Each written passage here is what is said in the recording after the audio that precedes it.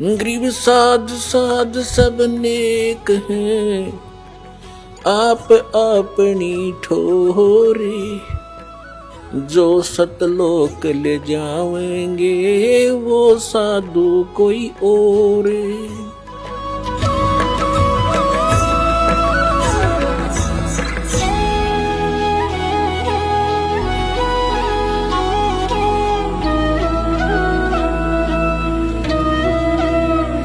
कहते हैं बिन उपदेश अचंभ है, क्यों जीवित है प्राण।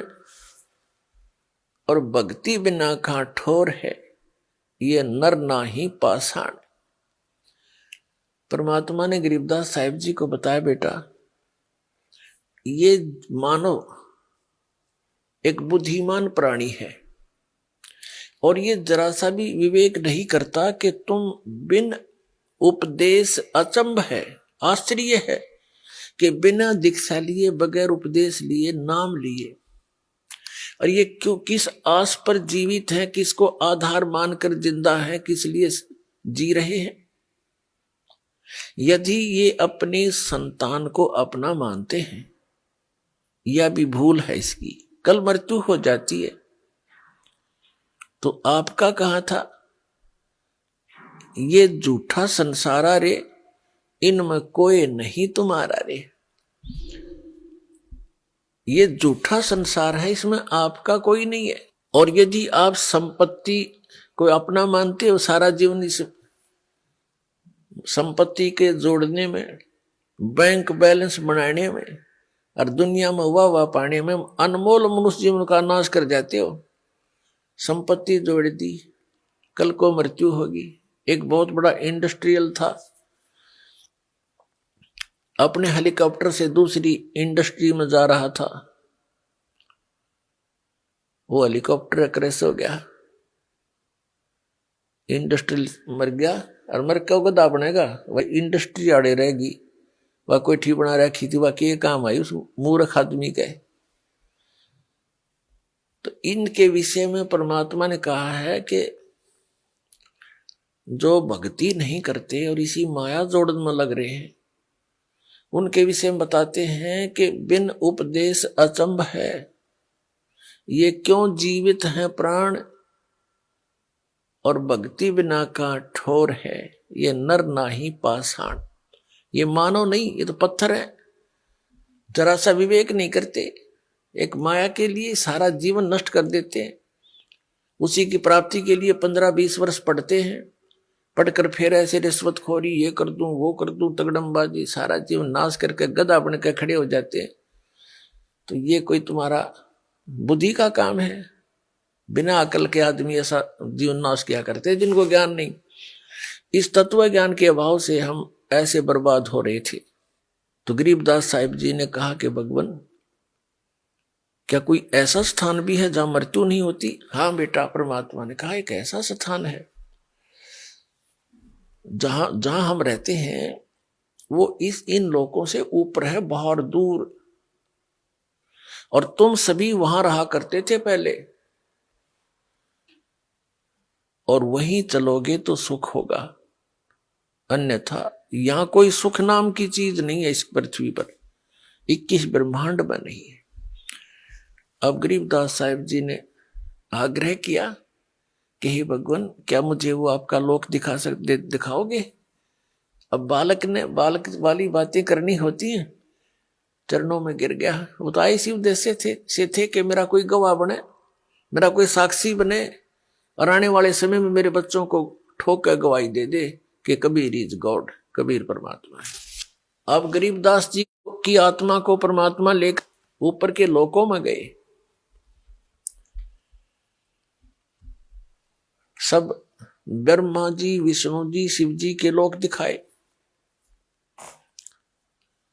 धर्मराज का लोक दिखाया, जो सबका लेखा जोखा करता है, सबका अकाउंट रखता है, पाप और पुण्य का, संस्कार का। उसके बाद परमात्मा ने वो स्थान दिखाया जहां पर ये निराकार जिसको कहते हैं, ब्रह्म को, ये ब्रह्म दिखाया ब्रह्मलोक के अंदर।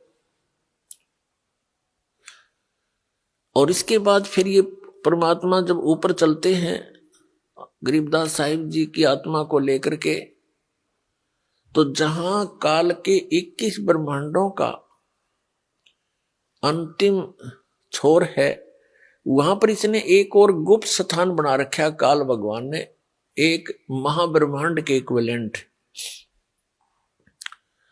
और उसमें भी नकली सतलोक, अलखलोक, अगमलोक की रचना, अकैलोक की रचनाएं कर रखी है। वहां पर इसने एक तपतशिला बना रखी है। उस तपतशिला के ऊपर 1,00,000 मानव शरीरधारी प्राणियों को, यानी उनके सूक्ष्म शरीर को, स्थूल शरीर तो यही रह जाता है। जैसे आपने देखा होगा बादाम का ऊपर एक छिलका होता है, वो छिलका खाने का नहीं होता, उसके अंदर गिरी है खाने की। तो ऐसा ही समझो, इस स्थूल शरीर के अंदर एक सूक्ष्म शरीर है। उसके अंदर जितना भी हम जीवन भर में, सारे जीवन में मनुष्य शरीर के अंदर जो भी खाते पीते हैं, जो व्यसन करते हैं, आप देखते हो कि इस शरीर के अनुकूल नहीं है शराब और ये मांस और तम्बाकू, सुल्फा, बुक्की, यानी ये नशीली वस्तुएं शरीर के अनुकूल नहीं है, और हम फिर भी जबरदस्ती इसमें ठोक रहे हैं। ये मन का टेस्ट है। मन काल भगवान का एजेंट है, उसका सूक्ष्म रूप समझो, और ये व्यसन कराता है। आत्मा नहीं चाहती ये बकवादें करना, तो ये व्यसन किस लिए कराता है? अपना टेस्ट बनाए रखने के लिए। जो ज्यादा व्यसन करते हैं, शराब पीते हैं, मांस खाते हैं, चटपटे आहार करते हैं, सुल्फा, भांग, तम्बाकू पीते हैं, अफीम खाते हैं, इनके अंदर ज्यादा गंध भर जाता है सूक्ष्म शरीर में, और उसको फिर तपतशिला पर डाला जाता है। तपतशिला एक बहुत बड़ी पत्थर की टुकड़ी है, तवे टाइप की, तवा होता है जैसे, बड़ी तई देखी होंगी आपने हलवाइयों के पास,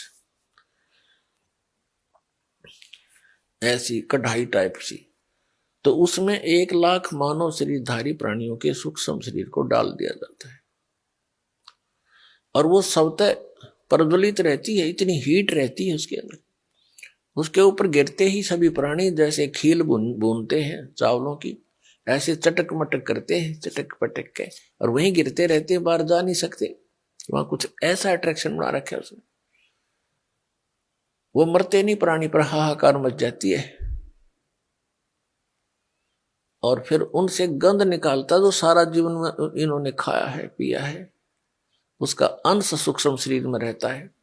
उस अंश को इतना गर्म करके ही निकालता है वो, उस सारे जीवन के आहार के अंश को, और फिर उसको ये खुद खाता है। ऐसे 1,00,000 मानव शरीरधारी प्राणियों का ये काल भगवान, ये ब्रह्म नित आहार करता है। तो परमात्मा ने अपनी प्यारी आत्मा गरीबदास साहिब जी को ये सब व्यवस्था दिखाई। उस कसाई का वो हत्था दिखाया, जहां 1,00,000 मानव शरीरधारी प्राणियों को यो यहाँ का ब्रह्म, जिसको ब्रह्म कहते हैं, ज्योति निरंजन कहते हैं, काल कहते हैं, और जिसको मैं ऋषि खोज खोज कर मर गए, यो दिखाई नहीं दिया किसी को। इसने प्रतिज्ञा कर रखी है कि मैं कभी भी किसी के समक्ष अपने यथार्थ रूप में नहीं आऊंगा। श्रीमद् भगवत गीता का ज्ञान श्री कृष्ण जी में प्रवेश करके इसी काल भगवान ने दिया था। 7वें अध्याय के 24 और 25 श्लोक में कहा कि अर्जुन, ये मेरा विराट रूप है, और मैं कभी भी अपने वास्तविक रूप में, काल ने कहा था कि अर्जुन, मैं कभी भी अपने वास्तविक रूप में किसी के समक्ष नहीं होता। अपनी योग माया से मैं छुपा रहता हूं,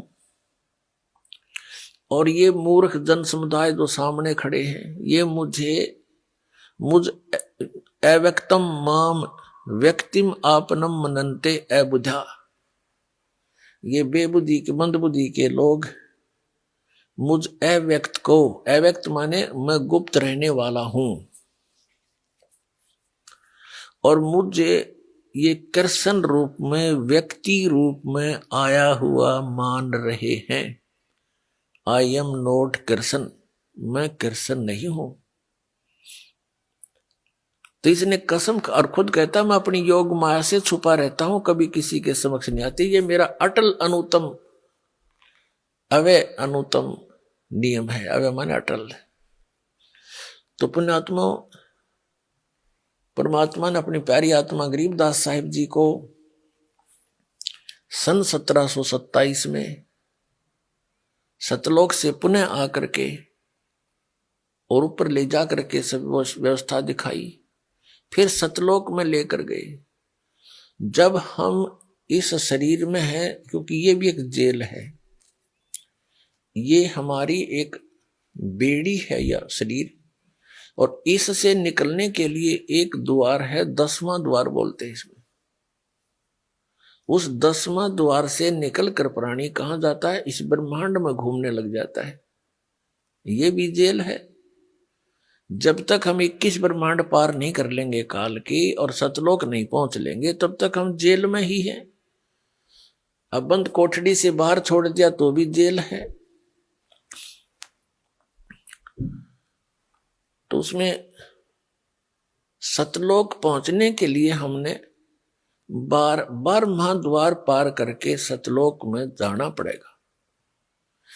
एक तो शरीर से निकलने के लिए 10वां द्वार हो गया, उसके बाद फिर 21 ब्रह्मांड है काल के, इससे निकलने के लिए 11वां द्वार है, जो परब्रह्म के लोक में प्रवेश करना होता है। और 7 संख ब्रह्मांड हैं परब्रह्म के अक्षर पुरुष के, उन लोकों से हमने गुजरना है, उसके अंदर से जाना है, उसके लिए उसका टैक्स देना है। उस मंत्र की कमाई जो हम आपको देते हैं सतनाम के दूसरे मंत्र की, ये वहां देनी पड़ेगी। उस अक्षर पुरुष को वहां काउंट करवा देंगे, वो हमें अपने लोकों से जाने देगा। ये नियम है, फिर वो नहीं रोकता। और फिर हम 12 महाद्वार पर पार करके तब सतलोक में प्रवेश करेंगे। 12 महाद्वार है, 7 संख ब्रह्मांड इस काल के पार करके, और सतलोक में प्रवेश करने का एक द्वार है, वो 12 महाद्वार है। उसको पार करके हम सतलोक पहुंच जाएंगे। गरीबदास साहिब जी को परमात्मा ऐसे सतलोक लेकर गए, इन सभी द्वारों को पार कराते हुए। अब सतलोक में जाके गरीबदास साहिब जी ने क्या देखा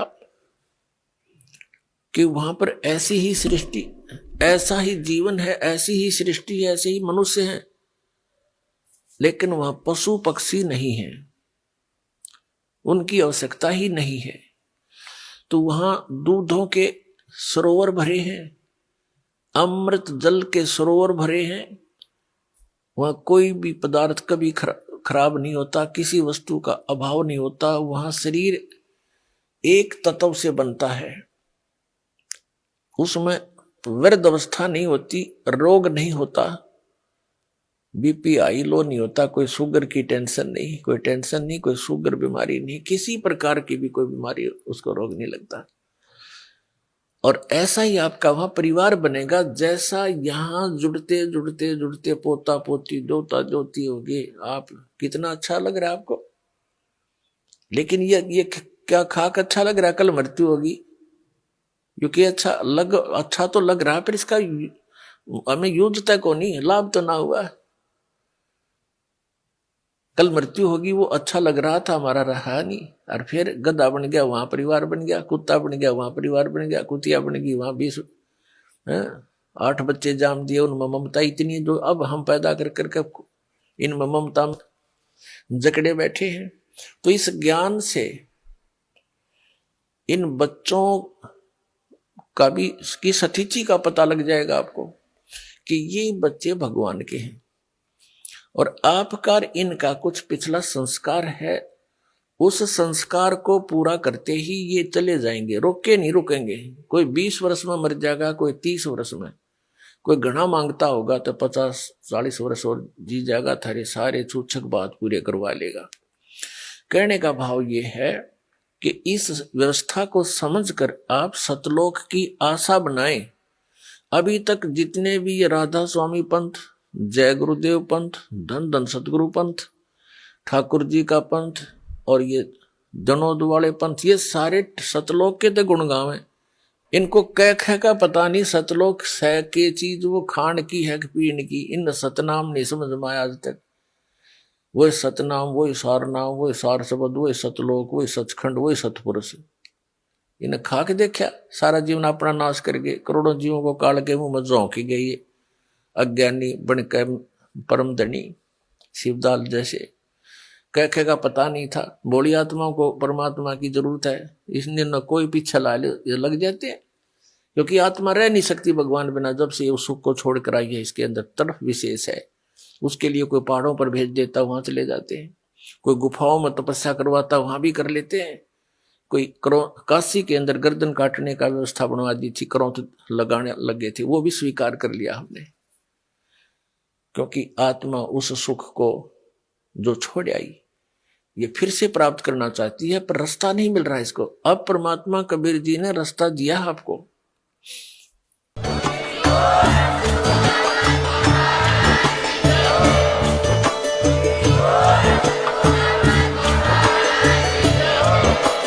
आप सुन रहे थे जगत गुरु तत्वदर्शी संत रामपाल जी महाराज जी के मंगल प्रवचन। अधिक जानकारी के लिए विजिट कीजिए हमारी वेबसाइट www.jagatgururampalji.org। संत रामपाल जी महाराज जी के शुभ आशीर्वाद से पूरे विश्व भर में 500 से भी ज्यादा नाम दीक्षा केंद्र हैं, जिन पर संत रामपाल जी महाराज जी द्वारा ऑनलाइन निशुल्क नाम दीक्षा दी जा रही है। अपने नजदीकी नाम दीक्षा केंद्र का पता करने के लिए संपर्क करें 8222880541।